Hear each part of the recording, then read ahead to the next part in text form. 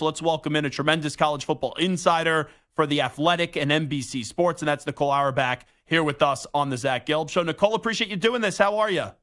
Yeah, hanging in there. Hope you're well. Yeah, thanks so much. So let's start with Michigan. There's been a bunch of reports out there today that I guess they're getting close with the new deal with Jim Harbaugh. Then there's maybe this one clause that he won't pursue an NFL job this offseason. Just what are you hearing when it comes to the Michigan coach and potentially a new deal?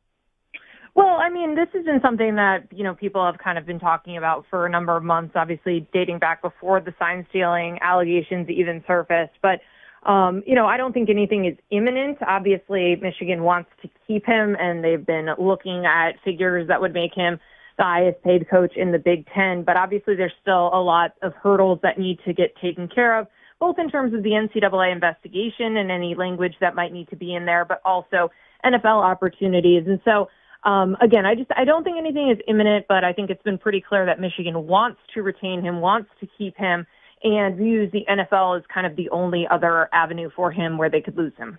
Do you think Harbaugh wants to stay at Michigan? Like, we all know he loves the school, but this is now 3 years in a row we've dealt with all these NFL rumors, if not more than that. Well, I think that it's a totally different decision, right? And I think that's how Michigan folks have looked at it, of like, he's not going to leave his alma mater for a different college program. Yeah. But if he feels like he has unfinished business in the NFL and wants to prove something, that's a totally different avenue and a totally different decision. So we'll see. I mean, last offseason, and if this, strikes up and becomes a thing again this offseason, these are also under NCAA investigations. So we already know how Jim Harbaugh feels about that. And if he decides that he does not want to deal with it and the fallout, which is going to take a while, that could be another reason that he would pursue any NFL opportunities. But obviously, they also need to want him and offer him a job. And last year, right before the start of the season, they couldn't come to an agreement. So Michigan self-imposed that 3-game suspension. Then we know with the sign-stealing scandal, he just served a 3-game suspension, but that was self-imposed as well, an agreement, right, with the Big Ten. But there's still that NCAA pending investigation. With things now starting to get back on the focus on the field, just what are you hearing about the potential punishments that could come from both of those issues, if anything at all?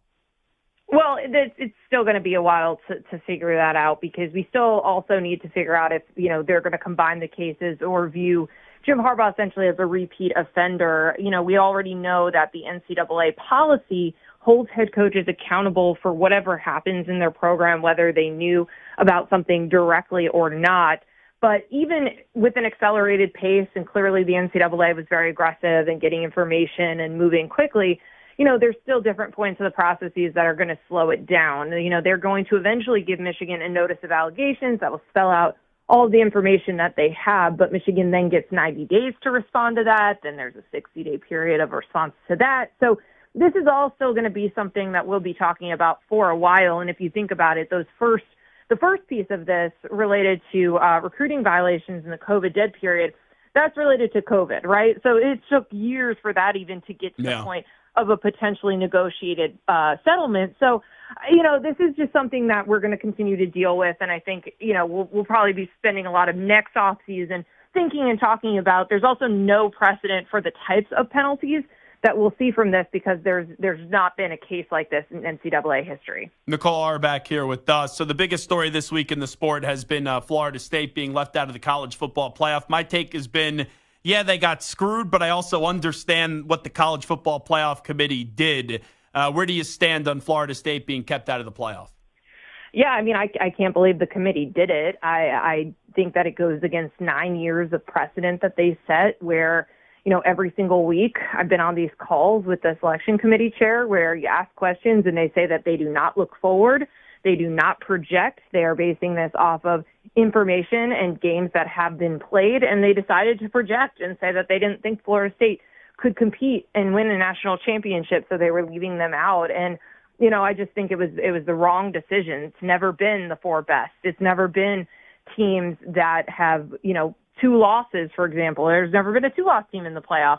They always have taken the unbeaten Power 5 teams, and they always rank them at the top, and then they put the 1-loss teams, and then they put the 2-loss teams, because it's been about the most deserving. It's been about the resume, and they decided to abandon that because they just didn't think that Florida State could compete at the highest levels, even though they won 2 games, including a top 15 matchup against Louisville in the ACC championship game with our third-string quarterback, who wouldn't even be the one playing in the game. I just can't believe that they did this to a team that did everything they were supposed to do, won every single game, resilient when their quarterback, Jordan Travis, goes out for the year.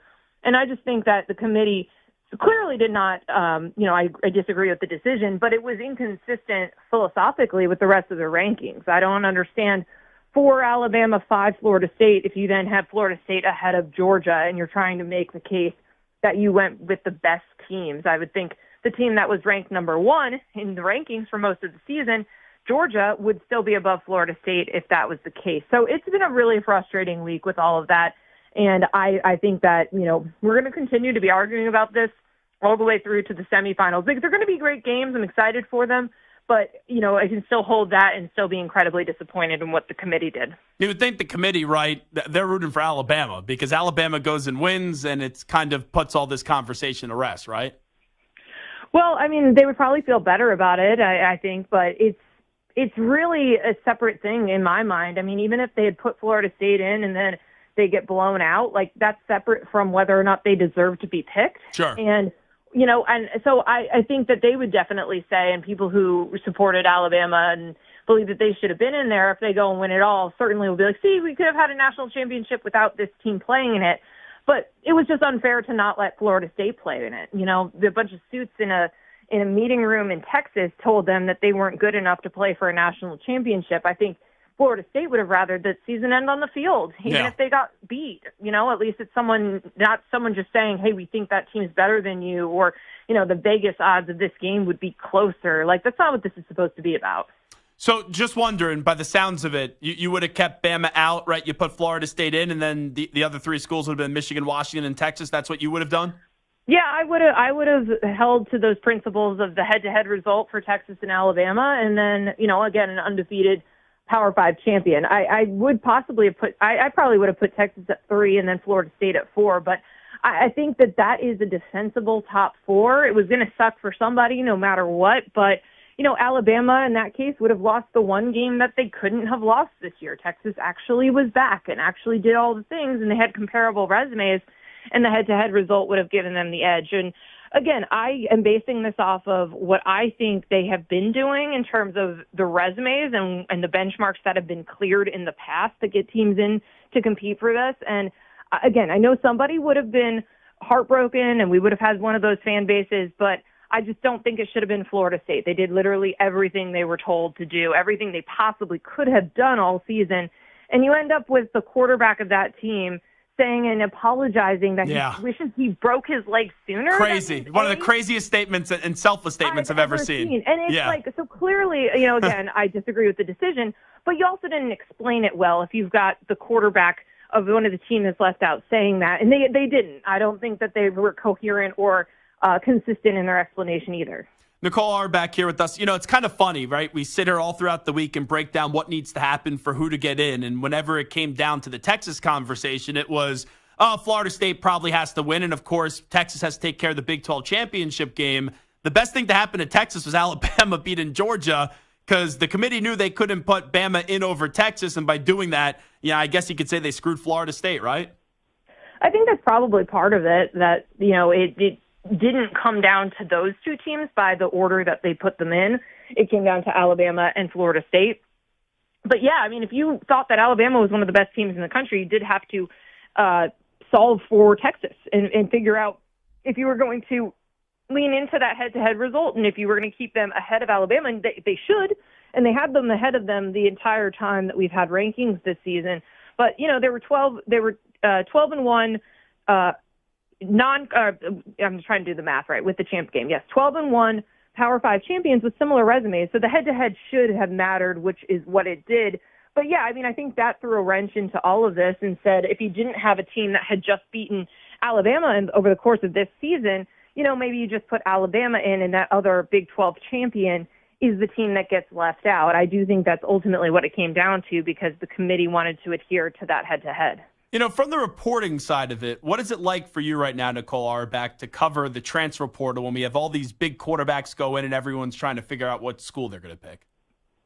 Well, it's definitely different. I mean, it's as close to a free agency period as we have compared to professional sports. But December is just a crazy time period. A lot has been written about the calendar in college football not making a lot of sense because you've got the portal open, you've got coaching changes, you've got the early signing period where most schools sign most of their class now in December as well. And then, we're going to be adding playoff games that are going to be starting earlier in the season, but you have bowl prep. So there's just a lot to manage and a lot to keep an eye on. And then this week you also had Charlie Baker proposing a new subdivision for Division I. So there's just a lot going on, and you got to keep track of all of these things. And certainly, the big name quarterbacks need to know where they go because that's going to be the biggest storylines heading into next season and seeing how these rosters shake out. And it becomes, you go to spring football and you're kind of learning about these teams. And then there's another window for the transfer portal. So everything is constantly evolving. I think that's been the biggest change covering these sports is the roster overhaul year to year is unprecedented. And so you have to really just stay on it and figure out how these teams change in the course of the off season, and you can't just base it on the number of returning starters or they bring back their quarterback. There's so many other moving pieces. What are you hearing on the Dillon Gabriel and also Cam Ward front on where those next two players could be potentially going to? Well, I think they've had conversations with different places and we'll get more clarity. I don't like to speculate too much on them except for, some of these that were more locked in and like Riley Leonard to Notre Dame, and he had the do not contact tag in his spot when he came into the portal. So like those things are more, where they're going to go, but I don't want to put any words in any of the players' mouths. But I think, the guy like Cam Ward, if I'm Ohio State, I think that would be a great addition. And I think that big arm, I loved Cam Ward. I thought he was a fantastic player and always worth staying up to watch Wazoo games.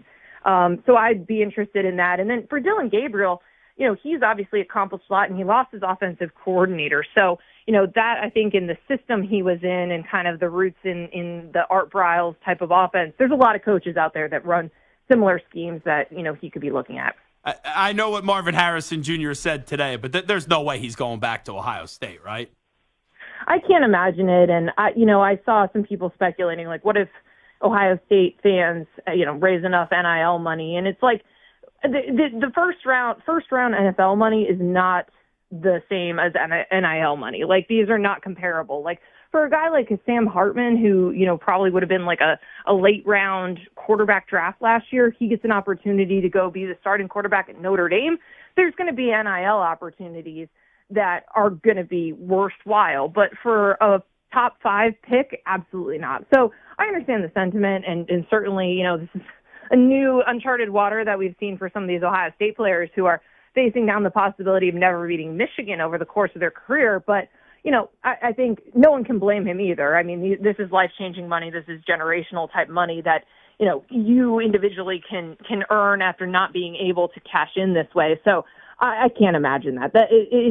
That's not comparable to NIL money in college sports. I know we had the 4 finals for the Heisman Trophy, and we'll find out on Saturday who wins it. When you talk to kind of people around college football, do you think more people lead Daniels or do they lead Michael Penix Jr.? Well, I think Jaden Daniels is the heavy favorite for sure. The curious piece of all of this that I'm very interested, once we eventually get the breakdowns, is what the margin is, and then also regionally, because, Michael Penix Jr., I think a lot of people have kind of written him off as a distant third heading into the Pac-12 championship game, and then, you're thinking, okay, it's Bo Nix's opportunity to go out and win it, and you just got Jaden Daniels there waiting in the wing, but Michael Penix goes and wins the game, goes 2-0 versus Bo Nix and gets his team to the playoff. And it just felt like every time that Washington needed a play to stay alive in a game or to put a game away, and they were in a lot of one-score games, Penix was able to do something. And I will be curious to see how much that carries for people and the fact that he was playing in meaningful games down the stretch, how much that matters. But I do expect, that Jaden Daniels will be the guy because it just felt like, and I think Vegas has even shown it, like he was just a very heavy favorite, even going into conference championship week. Last thing I'll ask you, Nicole Auerbach, it does a great job, college football insider for The Athletic at NBC.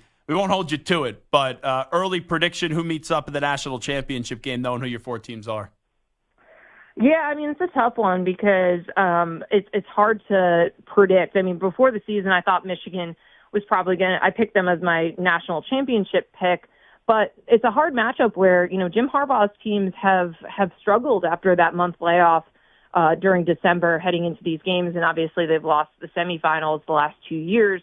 And then you got Nick Saban with a month of preparation, so it's hard to pick against him. But I think I'll stick with my preseason pick, and I'll go Michigan-Washington for a national championship.